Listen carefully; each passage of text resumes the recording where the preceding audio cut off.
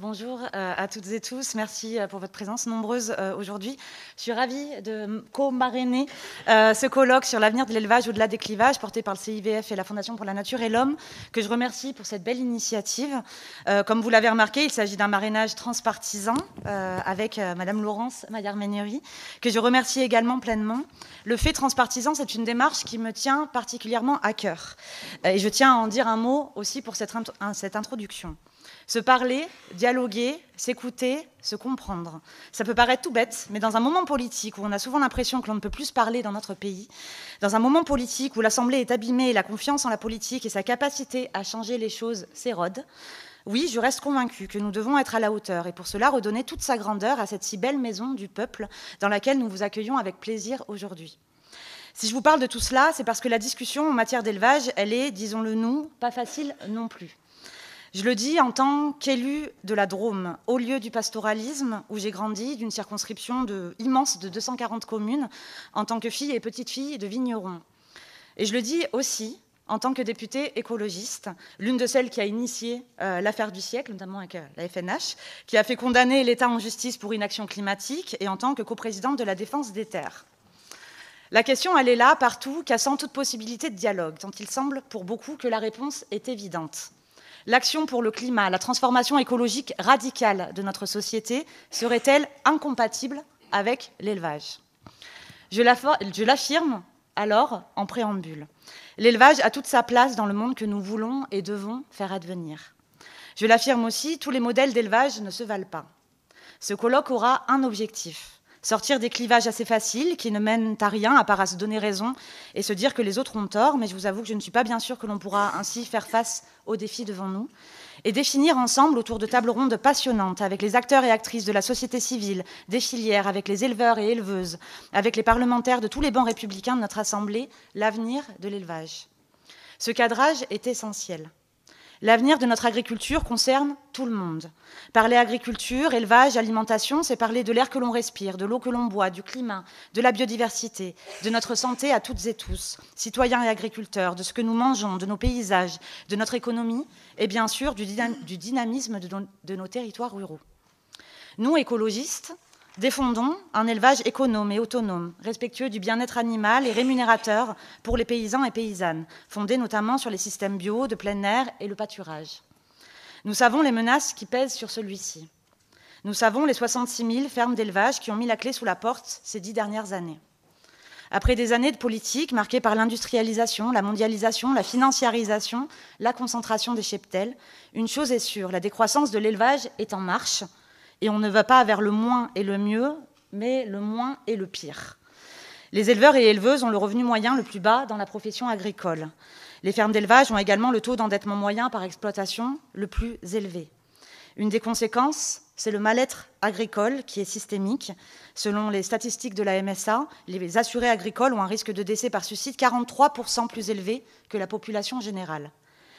Sur ce sujet, la réponse des pouvoirs publics est loin d'être à la hauteur. À croire qu'il est presque acquis par la société que les paysans, que les éleveurs doivent être en difficulté. Mais moins d'élevage, c'est parce que vous voulez, vous, les escrolos, nous dit-on.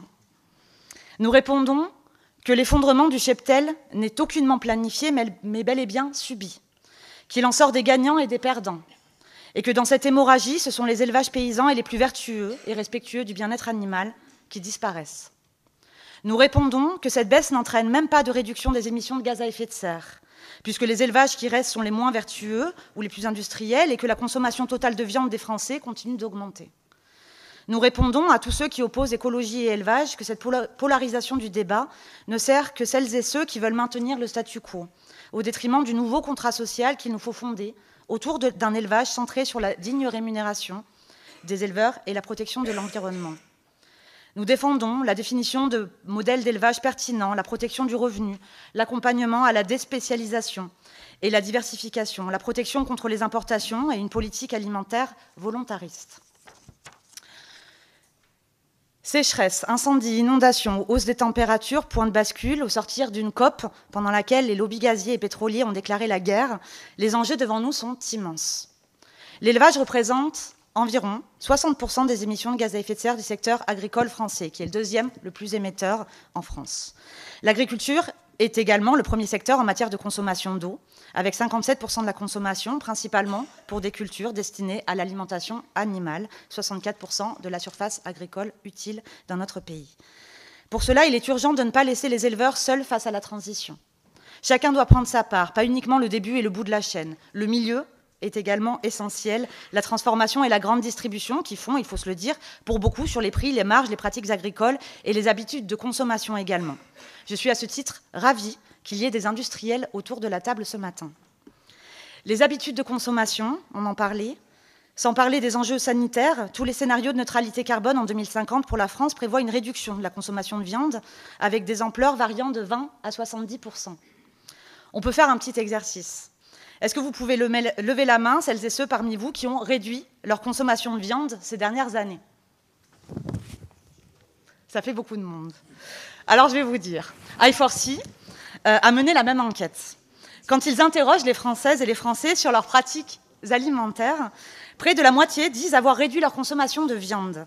Et environ un quart d'entre eux se disent flexitariens, c'est peut-être votre cas. Cette différence entre ce qu'on voit dans les sondages et ce que montrent les statistiques est troublante. Il y a un changement dans les esprits, mais pas encore dans les assiettes. La consommation de viande continue à augmenter au niveau individuel dans notre pays. Autant vous dire que ce comarrainage avec la présidente du Conseil national de l'alimentation est donc extrêmement précieux. Enfin, notre boussole doit être de permettre aux éleveurs de bénéficier d'un revenu digne grâce à des prix rémunérateurs et de rendre la transition agroécologique désirable, voire avantageuse également pour les éleveurs. Tous ces sujets, nous sommes exactement au bon endroit pour en parler. Dans quelques mois, nous aurons la possibilité d'amender, de débattre, voire même d'adopter une loi d'orientation et d'avenir agricole qui pourrait être déterminante face à ces défis, notamment celui de l'installation. Je remercie encore FNH et le CIVF pour ce colloque, et nous prendrons bonne note de tout ce qui se dira aujourd'hui.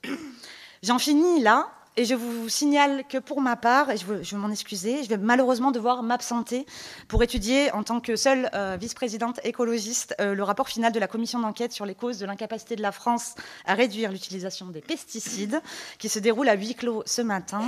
Cette date est tombée après l'organisation du colloque. Je vous prie de bien vouloir m'excuser pour cela, et ma collaboratrice, Violette, suivra bien évidemment la suite de vos échanges. Sur ces mots, je vous souhaite à toutes et tous une très belle matinée d'échange et que vive l'élevage durable et pastoral. Je vous remercie.